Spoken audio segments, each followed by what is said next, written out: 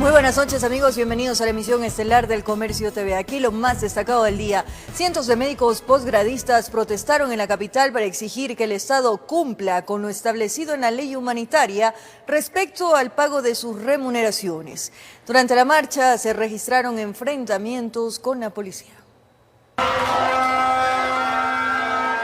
Debido a la no cancelación de sus remuneraciones, los médicos posgradistas decidieron salir este martes a las calles.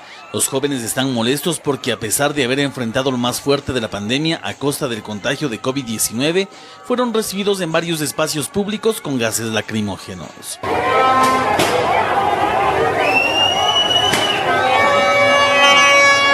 La gente ha llegado a este punto del día de hoy porque ya ha agotado todos los trámites administrativos, burocráticos para poder solicitar el cumplimiento de la ley humanitaria. Más de 3.000 médicos en este país no han firmado un contrato de servicios ocasionales. Entonces tienen 2 meses de perjuicio en estos contratos. Dentro de estos posgradistas constan profesionales como infectólogos, intensivistas y emergenciólogos.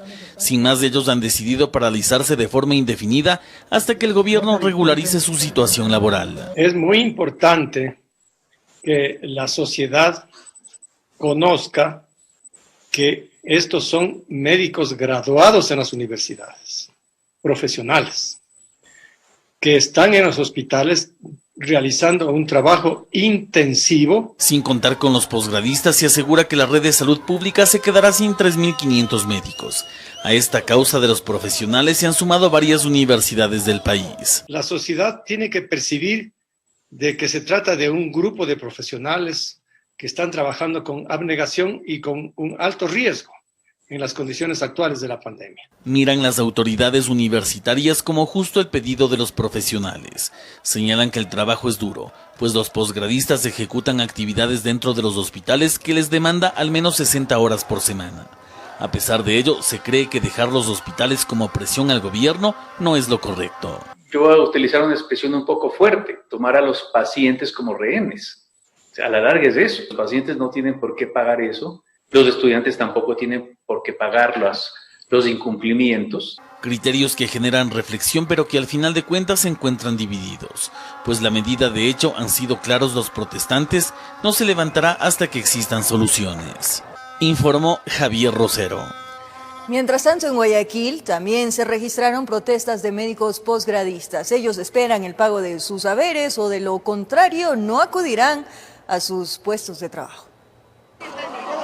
Colgaron sus mandiles como muestra de protesta para exigir la firma inmediata de los contratos de servicios ocasionales y las asignaciones de plazas. Son médicos posgradistas, autofinanciados y becarios que iniciaron un paro indefinido de actividades asistenciales a nivel nacional. Ellos habitan en la ciudad de Guayaquil y desde aquí piden que se cumpla lo que establece la ley humanitaria. Ni siquiera estamos pidiendo que se haga una ley, simplemente que se cumpla la que ya está, que estipula el pago justo a todos los posgradistas.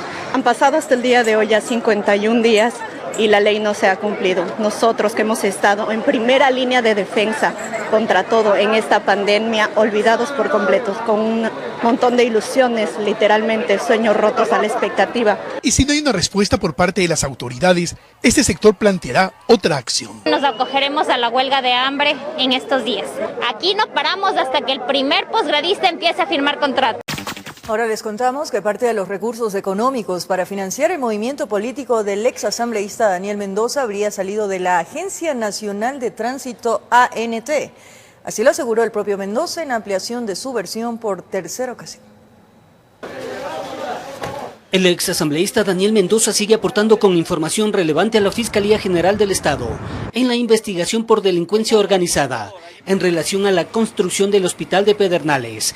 En su tercera ampliación de versión, señaló textualmente: fotografías que realicé a una matriz del Ministerio de Transporte y Obras Públicas sobre el reparto de espacios relacionados con la Agencia Nacional de Tránsito, donde consta en hoja membretada del Ministerio de Transporte y Obras Públicas los diferentes asambleístas que habrían recomendado perfiles para dichos espacios.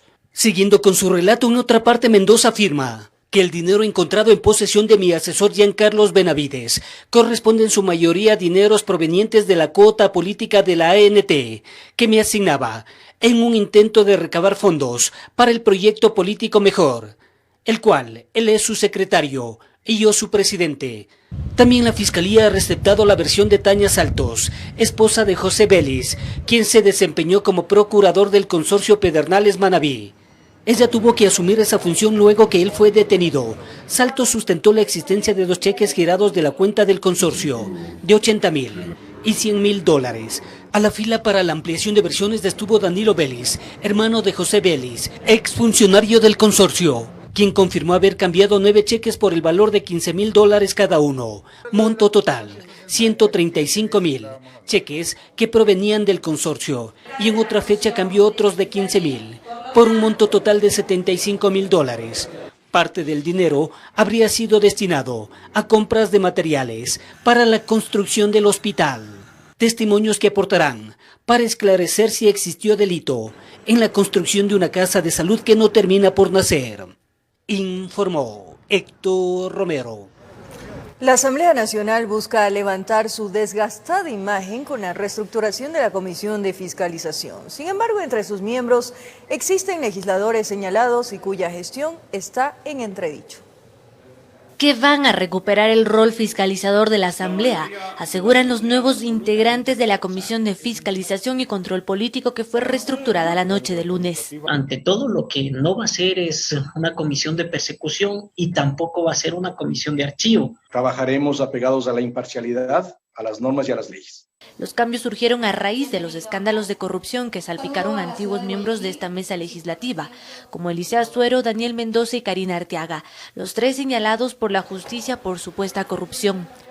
Sin embargo, entre los nuevos comisionados también existen algunos vinculados a polémicas y señalamientos. Por ejemplo, José Serrano, quien fue destituido como presidente de la Asamblea en este mismo periodo legislativo. Franco Romero, quien fue requerido por la Fiscalía en el escándalo del Hospital de Pedernales vinculado a Mendoza y Azuero. Y también el correísta Esteban Melo, a quien se lo acusó de usura. Una cuestión privada, un problema familiar muy doloroso. Y yo creo que el objetivo que tenemos todos en común es realmente trabajar.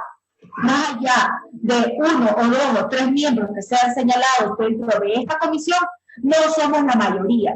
Para algunos legisladores no queda claro si es que esta reestructuración será efectiva. No hay plenas garantías de que la nueva comisión de fiscalización sea independiente. La nueva comisión de fiscalización sesionará oficialmente este miércoles para elegir a sus autoridades y empezar con los procesos pendientes como el juicio político contra el presidente del Consejo de Participación Ciudadana, Cristian Cruz.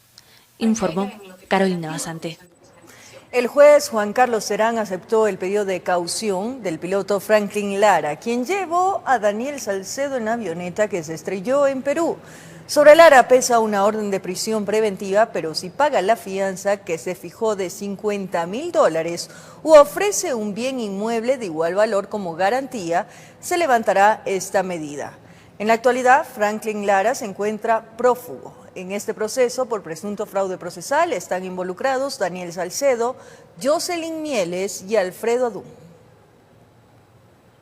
La investigación legislativa sobre la obtención y uso de los carnés de discapacidad podría abrir procesos de censura contra el ministro de Salud Juan Carlos Ceballos, el legislador Fabricio Villamar y otras autoridades. La Comisión de Salud ultima detalles del texto de la investigación sobre la obtención y uso de carnés de discapacidad de autoridades y de varios legisladores que fueron señalados en una publicación periodística. Al concluir la indagación se pudo determinar que de 4 asambleístas involucrados, 3 justificaron documentadamente sus discapacidades. Nos referimos a Marcia Regui, Israel Cruz y Ramón Terán. No así el independiente Fabricio Villamar. No está claro su obtención. No está claro su uso, y digo, no está claro su uso porque no tenemos documentación, y cuando la asambleísta compareció a la Comisión de la Salud, se negó a dar todo tipo de información a espera de que esta información sea validada por las demás instituciones. Por lo cual la comisión solicitará una sanción contra el legislador. Esta sanción tiene que ir, el pedido de sanción moral al Pleno de la Asamblea para que el Pleno de la Asamblea tome la decisión de instalar una comisión multipartidista y que siga el proceso de destitución como lo hizo con los demás asambleístas. También se analiza empezar procesos de juicios políticos contra el actual ministro de Salud Juan Carlos Ceballos y la exministra Catalina Andramuño. Por la falta de acción y omisión en la entrega de información, así como en el cumplimiento de denuncias que han sido presentadas por el SRI y por la SENAI. Tampoco se descarta solicitar sanciones a otros funcionarios. La Dirección Nacional del CONADIS omitió y no observó el proceso. Tal es el caso, por ejemplo, de Cristian Cruz, que ante el pedido de que se recalifique para que pueda obtener, para que pueda validar su carnet con discapacidad, durante años no han podido inhabilitarlo ese carnet de discapacidad ya que no compareció, por ejemplo. Este informe será aprobado en el transcurso de la semana, de tal manera que pueda ser conocida en el Pleno lo más pronto posible, informó Carolina Basante. El presidente de la Corte Provincial de Justicia de Chimborazo, Fernando Cabrera, dictó medidas alternativas como prohibición de salida del país y de enajenar bienes, además de presentación periódica ante la autoridad competente cada 15 días en contra del alcalde de Guamote, Delfín Quispe, por su presunta participación en el delito de tráfico de influencias. La Fiscalía investiga la compra de insumos de bioseguridad con presunto sobreprecio. La compra habría favorecido a un proveedor por $96.608. La posible postergación del llamado a elecciones previsto para este jueves divide nuevamente a los miembros del Consejo Nacional Electoral. Luis Verde Soto denuncia supuestas irregularidades. En respuesta, la presidenta del organismo, Diana Tamaín, confirma que la convocatoria no se postergará. A pocas horas que se efectúe la convocatoria a elecciones de este jueves, en una parte del Consejo Nacional Electoral CNE propone que ésta se postergue. El consejero Luis Verde Soto justifica la propuesta diciendo que no se ha aprobado el texto de la misma. Para solucionar la situación se puede, se debe, primero, modificar el calendario electoral. Segundo, aprobar el texto de la convocatoria y dar unos días para que los ciudadanos y organizaciones y candidatos puedan interponer impugnaciones. Tercero, se debe aprobar la convocatoria cuando el texto ya esté en firme. Y cuarto, recién allí publicarlo. Diana Tamaín, presidenta del máximo organismo electoral, no ve la necesidad de postergar el llamado a elecciones. Ella cree que el tiempo está a su favor. Así es, nosotros tenemos que aprobar la convocatoria en el Pleno del Consejo Nacional Electoral, todavía estamos a tiempo, la convocatoria se hace para el 17 de septiembre y nosotros estamos cumpliendo con los plazos establecidos. Tamaín prefiere ver al frente y centrarse en la preparación de las elecciones presidenciales y de asambleístas del 2021. Y nosotros tenemos que conformar las juntas provinciales electorales del exterior y para esto nosotros necesitamos que Finanzas nos otorgue los recursos para, previo a eso, ser nombrados y tienen que empezar ya sus funciones el 18 de septiembre, que corresponde el inicio de las inscripciones de candidaturas. Inclusive los partidos y movimientos políticos deben tomar en cuenta que a pesar que no se ha efectuado la convocatoria, los controles ya están en marcha. El Consejo Nacional Electoral está haciendo el control de posible campaña anticipada que se pueda generar por parte de los precandidatos.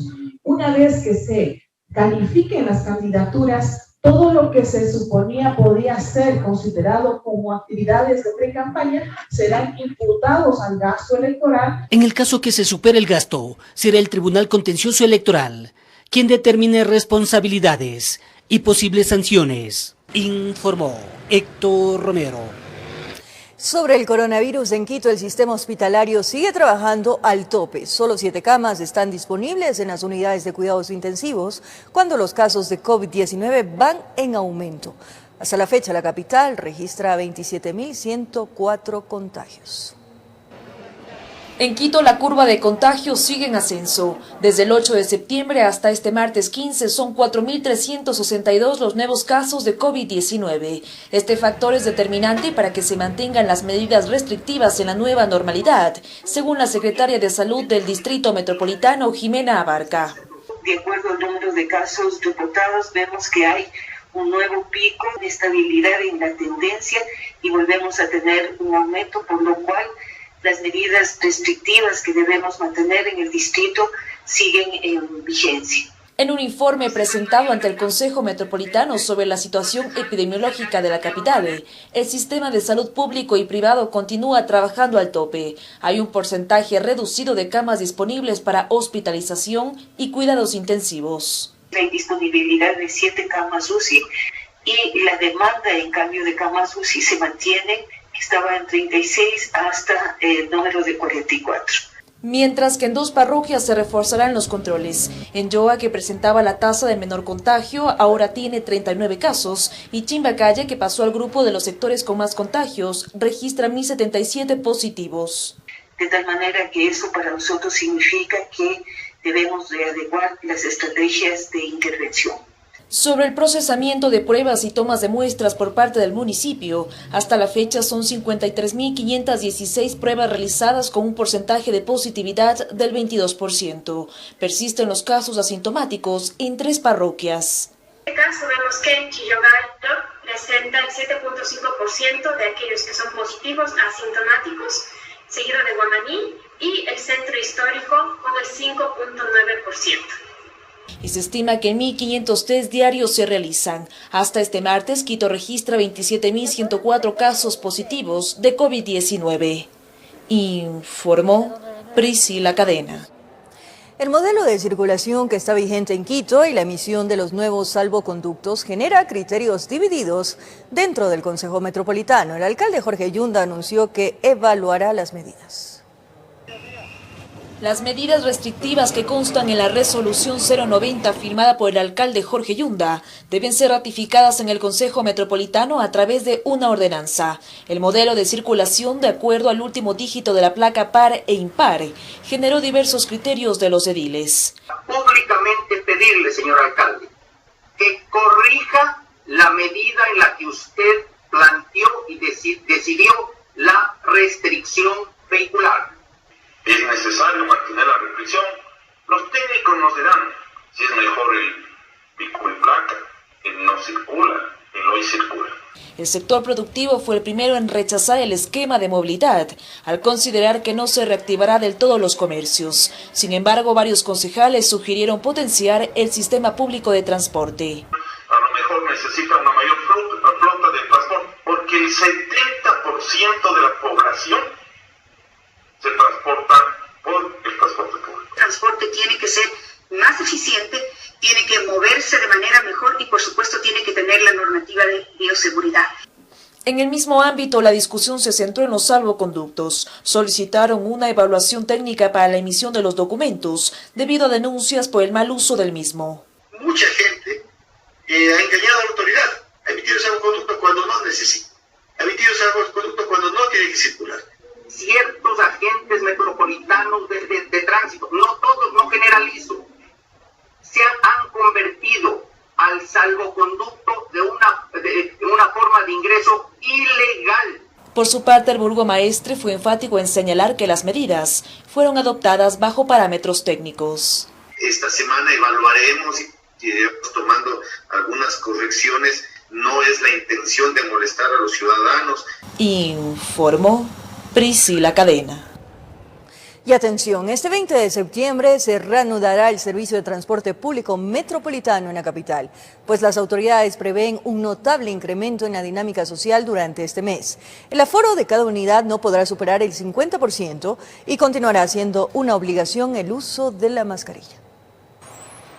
En lo que va del mes de septiembre, datos municipales establecen que en Quito circulan cerca de 70.000 vehículos por día. En horas pico, ciertas avenidas principales de la ciudad registran trancones, pese a que las preferencias de movilidad habrían cambiado. Varias personas buscan alternativas para disminuir el riesgo de contagio de COVID-19 y retomar sus actividades productivas. En ciertas ocasiones nos toca caminar o ir en bicicleta.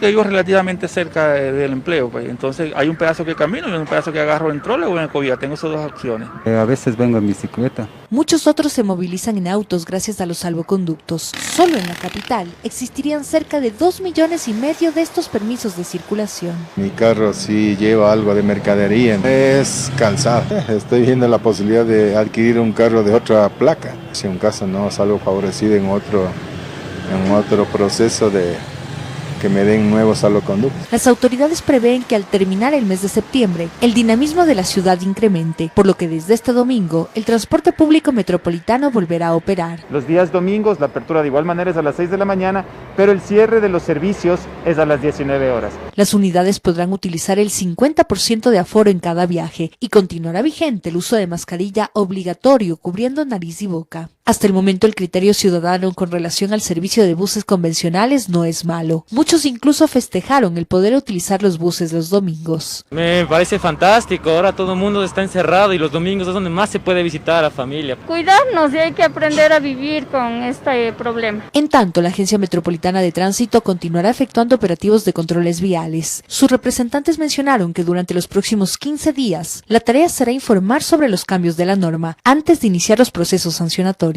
Informó Sofía Vintimilla. El COE Nacional autorizó varios planes piloto presentados por colegios de Quito y Guayaquil para que los estudiantes retornen progresivamente a clases presenciales. La ministra de Educación señaló que pese a ello, mientras no exista una vacuna, los padres tendrán la potestad de decidir si sus hijos continúan recibiendo clases en casa. Como parte de la nueva normalidad a la cual se encamina la educación en el país, varios colegios presentaron sus planes pilotos para que los estudiantes puedan retornar a las clases presenciales. Tenemos a nivel de COE nacional aprobados 3 planteles en Pichincha y van a pasar a ser totalmente presentados al respectivo COE municipal, provincial y cantonal para que puedan ser implementados. En la provincia de Guayas también se aprobó otro plan piloto. A nivel nacional serían 4 colegios que, de contar con todas las medidas que garanticen la seguridad de los estudiantes, podrían volver a las clases presenciales. Estos son el Colegio Pachamama de Cumbayá, el Colegio Internacional SEC de Quito, Colegio Internacional SEC de Los Chillos y Colegio Internacional SEC de Guayaquil. En ese sentido está ya en la página web del Ministerio de Educación todos los protocolos, lineamientos y la gestión escolar que necesitan tener planteles educativos para irse preparando.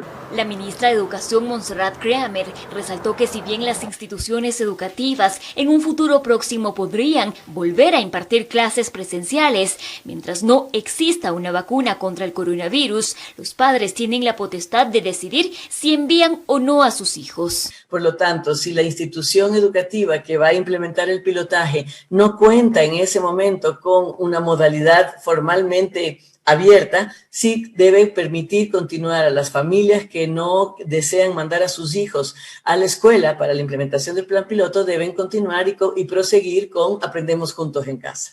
En Quito informó Adriana Rojas. Y a través de decreto ejecutivo 1146, el presidente Lenín Moreno designó a Vicente Andrés Tayano González como el nuevo ministro de Inclusión Económica y Social en reemplazo de Iván Granda. Tayano se desempeñó anteriormente como director del Registro Civil y de la Secretaría Nacional de Gestión de la Política. Rafaela necesita su ayuda. La menor recién nacida tiene insuficiencia renal, además de malformaciones en su columna y otros problemas médicos. Sus padres no cuentan con los recursos económicos para solventar los exámenes y cirugías que necesita. El médico cree que ya está en una etapa 5 de una insuficiencia renal. Esto significa que ella necesite diálisis, que necesite un trasplante de riñón. Más adelante le ampliamos esta historia. Del amor de Dios eres perfecta, mi perfecta. Gracias por ser mi princesa.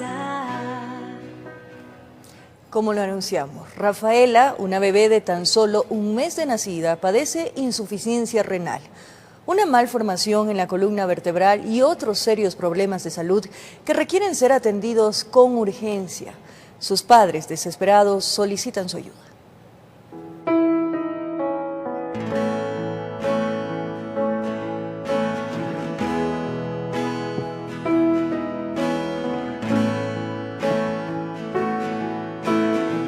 Toda una familia esperaba con ansias y mucho amor a Rafaela, o Rafita como le dicen con cariño. Sin embargo, tras su nacimiento pasaron varios días antes de poder conocerla. Y es que permaneció internada en la maternidad Isidro Ayora en Quito, pues luego de su alumbramiento, inmediatamente los médicos sabían que algo andaba mal. Ella es mi segunda hija después de 10 años. Con mi primera chiquita pasamos algo muy similar, pero no era tan grave como es. Dios sabrá por lo que hace. Toca luchar por el bienestar de mi bebé. Rafita fue diagnosticada con escoliosis, es decir, una malformación de su columna vertebral. Y eso causa que una piernita sea más larga que la otra. Me dicen que lo más probable es que sea cirugía. En su pequeño abdomen presenta una hernia que supera los 10 centímetros. Con el pasar del tiempo están saliendo ya los intestinos por la hernia. Lo que más preocupa a estos padres es que nació con un solo riñón que no funciona al 100%. El médico cree que ya está en una etapa 5 de una insuficiencia renal.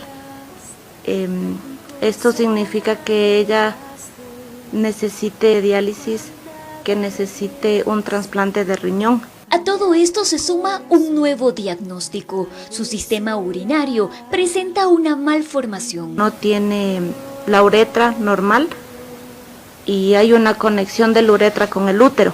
Entonces ella está orinando por la partecita de la vagina. Varios problemas de salud que en su mayoría requieren cirugías. Lamentablemente el factor económico no alcanza, y aunque a veces el panorama se les pone muy difícil, basta con volver los ojos hacia Rafita para recobrar las fuerzas y seguir luchando. Hay momentos en que ya no doy, ya no puedo.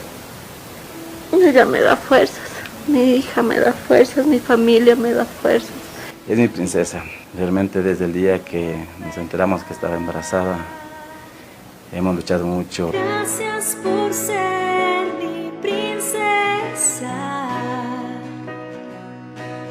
Gracias por estar aquí. Gracias doy por tu sonrisa. Si usted desea apoyar a esta pequeña guerrera, puede comunicarse al número 0999 87 1216 o con un aporte económico a la cuenta de ahorros del Banco del Pacífico 1048 18 98 12 a nombre de Mayra Saavedra. Nosotros estamos haciendo hasta lo imposible por darle todo lo que necesita, pero a veces la parte económica a nosotros no nos está alcanzando, ¿no? Entonces sabemos que existen personas de buen corazón. Es una nena, es un ángel que necesita de su ayuda. Si pueden ayudarnos, que nos den una cita en el Baco Ortiz para todo lo que hay que hacerle a ella, les agradecería de corazón. En Quito informó Adriana Rojas. Nuestras oraciones con Rafaela y sus padres y toda su familia, por supuesto. Estamos seguros, amigos televidentes, que ustedes van a acudir a este llamado como en otras ocasiones. Necesitamos urgentemente esa ayuda. También exhortamos al Hospital Baco Ortiz a que le dé la atención médica requerida. Vamos a poner nuevamente los datos de Rafaela. La cuenta de ahorros es la 1048 18 98 12 del Banco del Pacífico, a nombre de Mayra Saavedra. El número de cédula es el 1723 92 75 60. Y los números de teléfono, si ustedes quieren hacer contacto directamente con la familia que necesita la ayuda, 099 987 1216. A Pablo Garzón. Muchísimas gracias de todo corazón desde ya por esa ayuda que requiere Rafaela. Un abrazo solidario para todos los que vayan a acudir a este llamado para esa pequeñita, para esa guerrera, para ese angelito. Ahora les contamos que Joel, el niño que fue atacado por un perro en su brazo, ya fue dado de alta y su recuperación va por buen camino. Entre aplausos y lágrimas de alegría, el personal médico lo despidió y exaltó su fortaleza por sobreponerse a su difícil situación.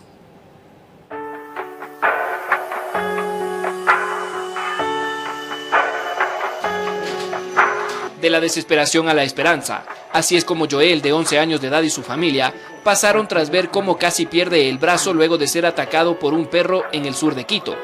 Ahora el niño es un ejemplo de fortaleza, pues contra todo pronóstico se recuperó y sus heridas van sanando cada día. Ahora él ya está cubierto todo el brazo que él tenía descubierto y él perdió el nervio radial. Entonces se le hizo una transposición para que él pueda volver a compensar su déficit. Fueron alrededor de 15 días y 5 intervenciones quirúrgicas que este guerrero pasó de quirófano en quirófano.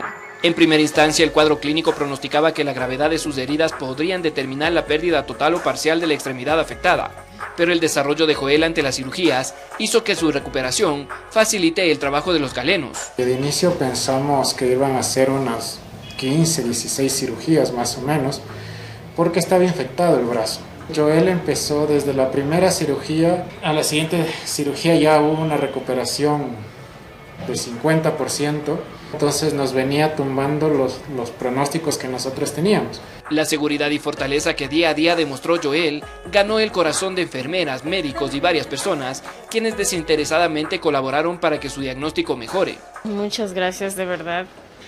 Habían personas que nunca le hemos conocido y venían con un abrazo, con tal vez yo les doné sangre para el niño y para mí era una alegría. Y yo creo que todos se pusieron la mano en el corazón porque creo que todos somos madres y padres. Joel se ha llevado nuestro corazón de todos. Aparte de que es un niño muy bueno, muy valiente, es por eso que yo le decía a la mamita que Diosito le va a bendecir porque es un niño muy, muy valiente. Pero la lucha no termina. Ahora Joel tendrá que realizarse terapias de rehabilitación para recuperar la motricidad de su mano derecha. Por lo general son rehabilitaciones largas de 5 o 6 meses, ¿sí? Pero es un niño que va volando de pronto y, no sé, 1 mes y medio, 2 y él ya está listo, ¿no? El déficit que le quede va a compensarle y no va a necesitar otras cosas. Con una mirada cargada de esperanza, Joel ya sueña con volver a los juegos y risas, abrazar a su familia y amigos, así como también convertirse en un médico para salvar la vida de los demás, como ellos lo hicieron con la suya.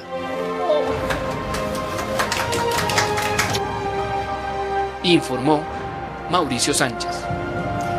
Vamos a cambiar de ámbito de la información. 2 patrulleros colisionaron en el centro de Quito cuando realizaban una persecución a 2 sujetos que estarían involucrados en un robo.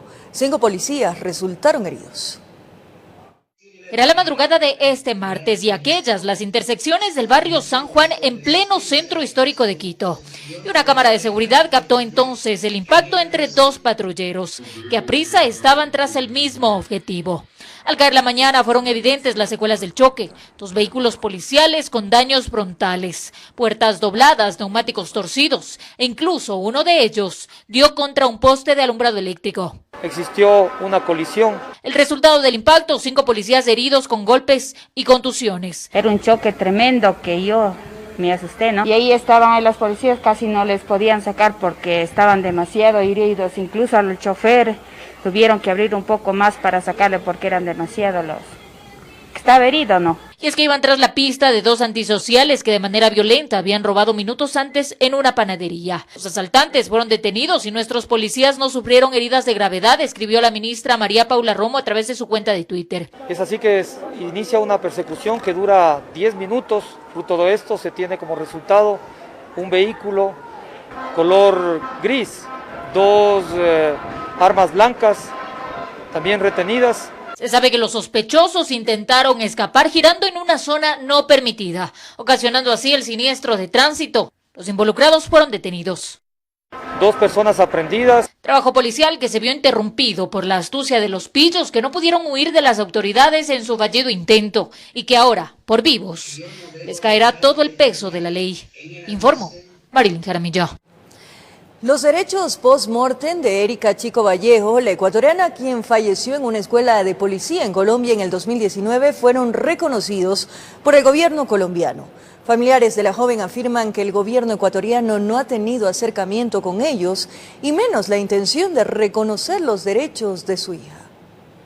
Han pasado casi 2 años en que la ecuatoriana Erika Chico Vallejo falleció en aquel atentado de la Escuela de Cadetes General Santander de Bogotá, en Colombia, mientras cumplía con actos de servicio. Hoy, su padre, Roberto Chico, la recuerda con nostalgia.